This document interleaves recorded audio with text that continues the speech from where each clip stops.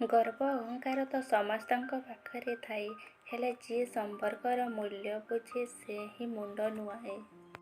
ଭରସା ଓ ପ୍ରେମ ଏମିତି ଦୁଇଟି ପକ୍ଷୀ, ସେମାନଙ୍କ ଭିତରୁ ଜଣେ ମରିଗଲେ ଅନ୍ୟ ଜଣେ ଆପେ ଆପେ ମରିଯାଏ। ଦୁହେଁ ଦୁହିଁଙ୍କର ଭୁଲକୁ ଭୁଲି ସମ୍ପର୍କ ସଜାଡ଼ିବାକୁ ଚେଷ୍ଟା କରିବା ହିଁ ପ୍ରକୃତ ଭଲପାଇବା କୁହାଯାଏ।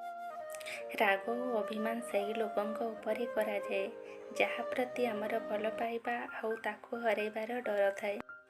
କାହାକୁ ଖୁସି ଦେଖି ତାକୁ ଈର୍ଷା କରନି, କାହିଁକି ନା ଏ ଟିକକ ଖୁସି ପାଇଁ ତାକୁ ବହୁତ କିଛି ହରାଇବାକୁ ପଡ଼ିଥାଏ। ଦୁନିଆରେ କିଛି ସମ୍ପର୍କ ଅଜଣା ଅଚିହ୍ନା ହୋଇ ମଧ୍ୟ ନିଜର ରକ୍ତର ସମ୍ପର୍କ ଠାରୁ ବି ଅଧିକ ନିଜର ହୋଇଯାଏ। ଆଜିକାଲି ମଣିଷକୁ ବୁଝିବା ବହୁତ କଷ୍ଟ, କାହିଁକି ନା ଏମାନଙ୍କ ମୁହଁରେ ମିଠା କଥା ଆଉ ମନରେ ବିଷ ଭରି ରହିଛି। ଆଖିକୁ ପସନ୍ଦ ଆସିଥିବା ଜିନିଷ କେବେ ଭାଗ୍ୟରେ ନଥାଏ।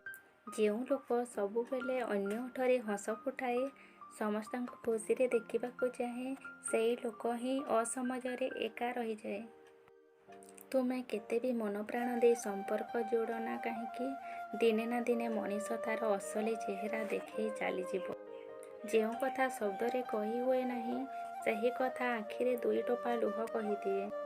କାହାକୁ ହୃଦୟରେ ବସାଇବା ଯେତିକି ସହଜ ହୋଇଥାଏ, ସେମିତି ଜଣକୁ ହୃଦୟରୁ ବାହାର କରିବା ସେତିକି ସହଜ ହୋଇନଥାଏ। ବେଳେ ବେଳେ ମଣିଷ ବହୁତ କିଛି ଅକୁହା କଥା କହିବାକୁ ଚାହିଁଥାଏ, ହେଲେ ଦୁଃଖର କଥା ଶୁଣିବାକୁ କାହା ପାଖରେ ସମୟ ନଥାଏ।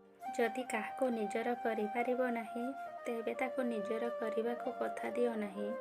ଯେବେ ଭରସା ଭାଙ୍ଗିଯାଏ, ନିରୀହ ମଣିଷ ବି ବହୁତ କଷ୍ଟ ପାଏ। ସମୟ ଯେତେବେଳେ ପରୀକ୍ଷା ନିଏ, ସବୁ ଦିଗରୁ ପ୍ରହାର କରିଥାଏ। ସେ ଧନୀ ହେଉ ବା ଗରିବ, ଜ୍ଞାନୀ ହେଉ ବା ଅଜ୍ଞାନୀ। ଯେବେ ମନ ଦୁଃଖ ଥାଏ, ସେତେବେଳେ ମଣିଷ ସେହି ଲୋକଟିକୁ ଖୋଜୁଥାଏ ଯାହାକୁ ସେ ନିଜର ଭାବୁଥାଏ। କିଛି ଦୁଃଖ ଏମିତି ଥାଏ ଯାହା କେବେ ମୁହଁ ଖୋଲି କହି ହୁଏ ନାହିଁ, ଆଉ କିଛି ଯନ୍ତ୍ରଣା ଏମିତି ଥାଏ ଯାହା ଆଖି ଦେଇ ଝରିଯାଏ।